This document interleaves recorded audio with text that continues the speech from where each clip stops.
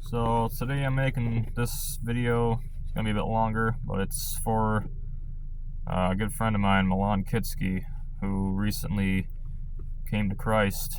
And over the past few years that I've known him, he always would tell me that it's like I'm an atheist. I don't believe in any of that Jesus talk and all that, all those things he talk about. Because when we first met each other, we both worked together, and after work I'd take or after my shift I'd take my work stuff off, and I always had a cross, and I used to carry a cross with St. Michael pendant underneath that. And there was a few people that didn't particularly like that, but I always clung strong to my faith, and it's like, I'm gonna wear this no matter what. So if you want to fire me, go for it.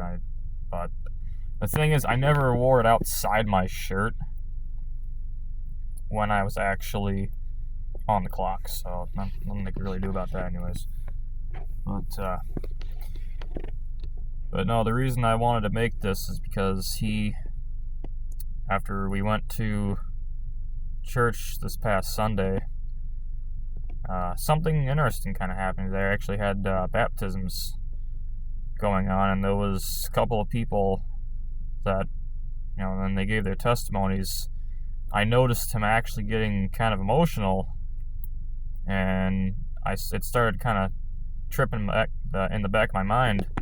It's like, some of these testimonies almost sound similar to some of the things that he told me about his own life. And I started to realize it's like he's actually kind of relating to these testimonies. And it got me to thinking that, there's going to come a day when he has his own testimony, and it's just going to come out naturally, and it's going to sound probably a lot like one of these. And I just want to say that, he's been on his journey now for, I think, kind of a couple months.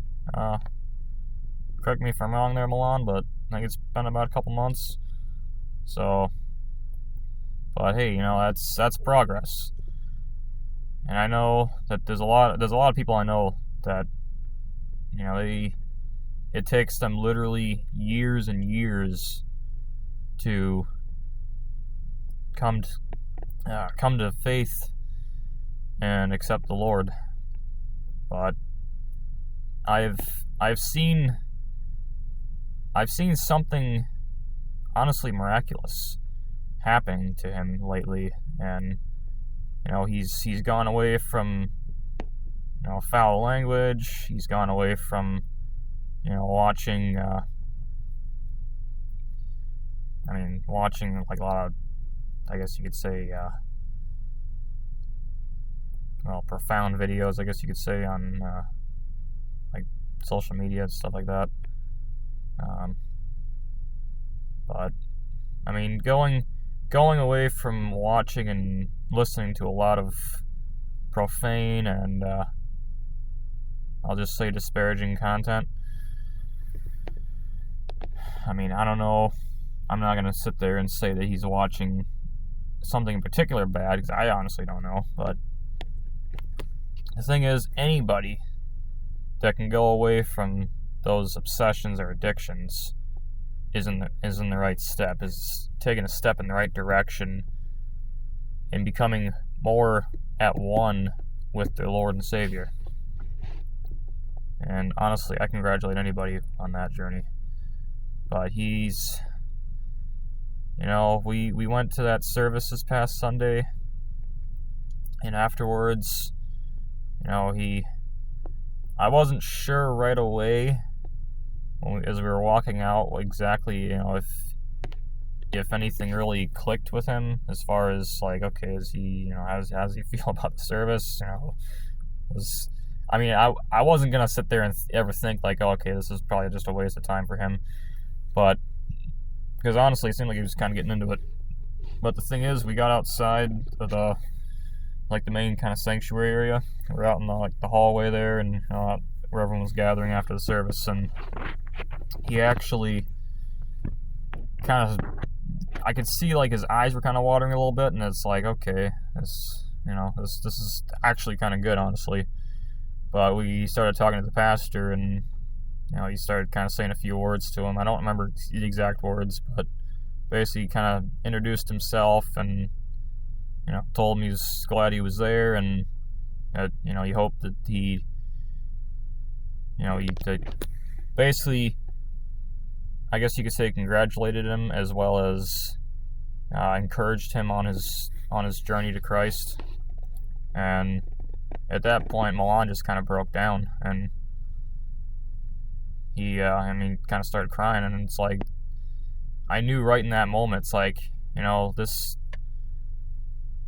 man's got a heart.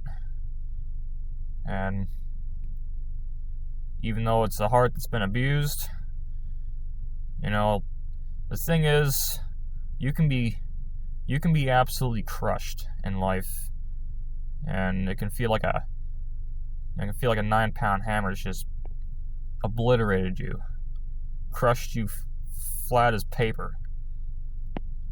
But never let your spirit be ruined by someone else's negligence.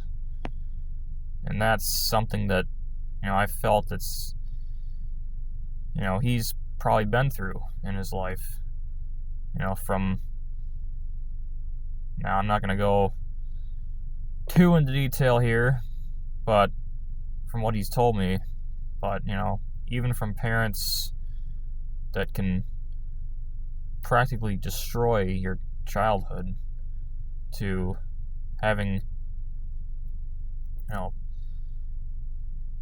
a dream of yours be literally burned to death, or a promise ruined with fire,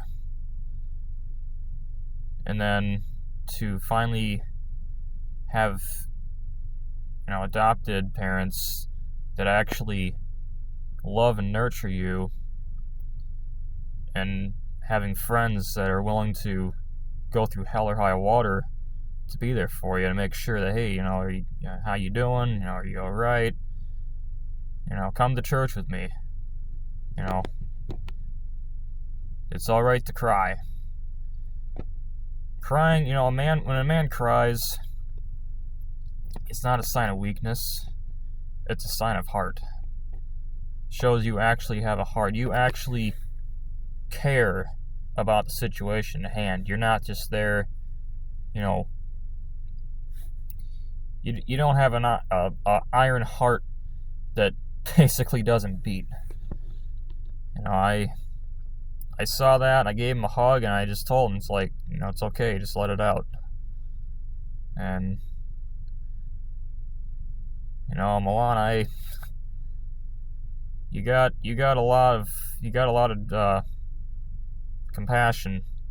You may not think you do, you may not admit it, or you may not think you show it, but trust me, you got a lot of compassion. And I just want to lift him up. I want to lift up Milan and to the Lord, and to hopefully he can find that or not find, just to see how the Lord can work in your life, and open yourself up to him. And I'll always be there. I know your parents, you got friends and family that are going to be there for you.